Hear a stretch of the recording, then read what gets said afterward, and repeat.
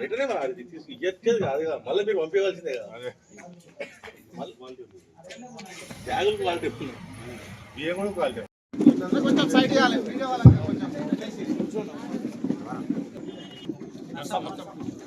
తర్వాత కల్పన,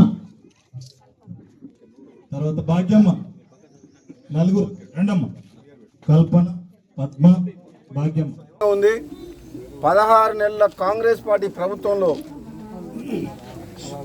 రైతులకు రుణమాఫీ చేసిండ్రు, మహిళలకు ఆర్టీసీ బస్సులలో ఉచిత ప్రయాణం చేసిండ్రు, ప్రయాణం కల్పించింది ప్రభుత్వం. అదేవిధంగా గృహిణులకు కూడా, పేదవాళ్ళకు కూడా 200 యూనిట్ల వరకు కరెంటు కూడా ఫ్రీగా ఇవ్వడం జరుగుతుంది. 500 రూపాయలకు కూడా సిలిండర్ ఇస్తామని చెప్పి చాలా వరకు దాన్ని కూడా మేము అమలు చేస్తున్నాం. అదేవిధంగా అన్నిటికంటే మించింది ఈరోజు పేదవాళ్లకు రేషన్ షాప్ ద్వారా ప్రభుత్వము ఉచితంగా సన్నబియ్యం అనేది చరిత్రలో నిలిచిపోయే ఒక నిర్ణయం. ఈ కార్యక్రమం నిజంగా చాలా తృప్తినిచ్చింది నాకు.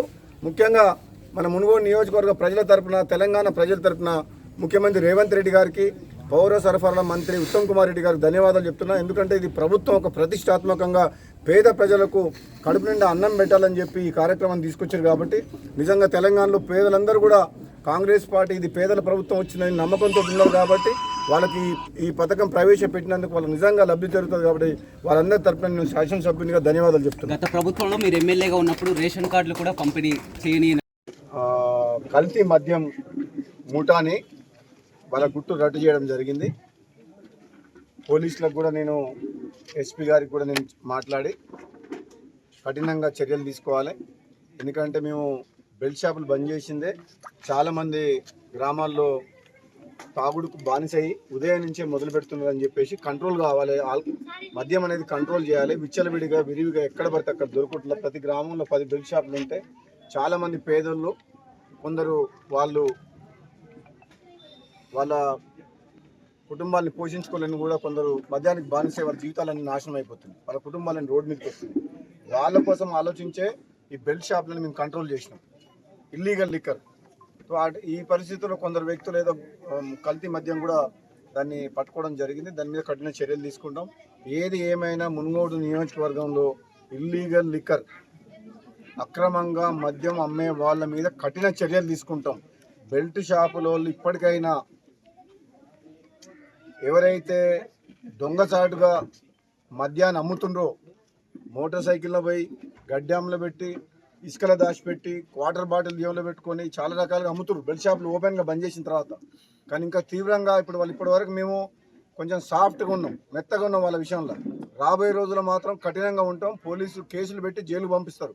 కాబట్టి ఈ అక్రమ మద్యము, అక్రమంగా ఇది డ్రగ్స్ కూడా, గంజాయి కూడా ఎక్కడ కూడా మనం మునుగోడు నియోజకవర్గంలో ఉండకూడదు.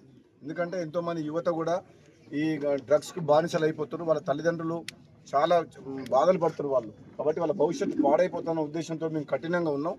ఈ విషయంలో మాత్రం సహించేది లేదు. ఎవరు ఎటువంటి వాళ్ళైనా సరే, ఏ పార్టీలకు అతీతంగా కూడా తీవ్రమైన చర్యలు ఉంటాయి.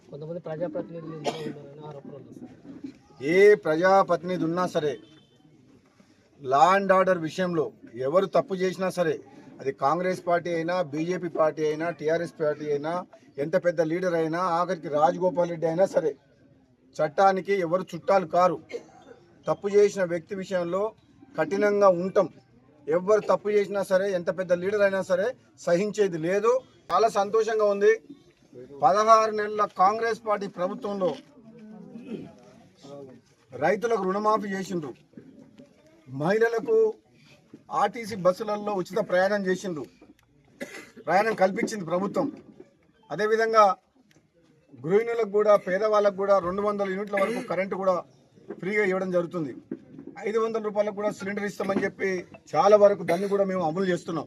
అదేవిధంగా అన్నిటికంటే మించింది ఈరోజు పేదవాళ్లకు రేషన్ షాప్ ద్వారా ప్రభుత్వము ఉచితంగా సన్నబియ్యం అనేది చరిత్రలో నిలిచిపోయే ఒక నిర్ణయం. ఈ కార్యక్రమం నిజంగా చాలా తృప్తినిచ్చింది నాకు. ముఖ్యంగా మన మునుగోడు నియోజకవర్గ ప్రజల తరపున, తెలంగాణ ప్రజల తరపున ముఖ్యమంత్రి రేవంత్ రెడ్డి గారికి, పౌర సరఫరాల మంత్రి ఉత్తమ్ కుమార్ రెడ్డి గారికి ధన్యవాదాలు చెప్తున్నా. ఎందుకంటే ఇది ప్రభుత్వం ఒక ప్రతిష్టాత్మకంగా పేద ప్రజలకు కడుపు నిండా అన్నం పెట్టాలని చెప్పి ఈ